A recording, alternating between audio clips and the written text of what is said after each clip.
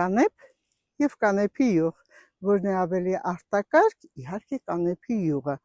Միակ յուղն է, որի մեջ կա վիտամին D։ Իսկ վիտամին D-ն բոլորս գիտենք,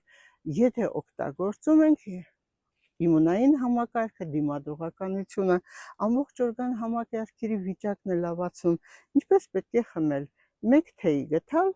օրը 3 անգամ, բայց իհարկե առավոտյան մեկ թեյ գտալ սոված վիճակում խմելը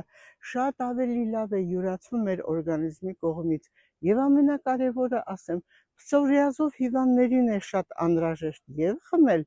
եւ կոմպրեսի ձևով մաշկի վրա դնել։ Խոցային հիվանդությունների դեպքում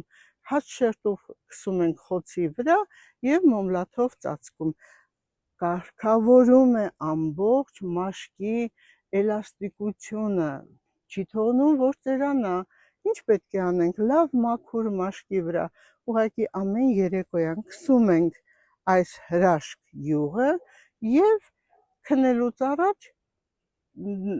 որևիցե մի թղթով կամ անձեռնոցիկով ավելնորդ մասը հեռացնում ու քնում։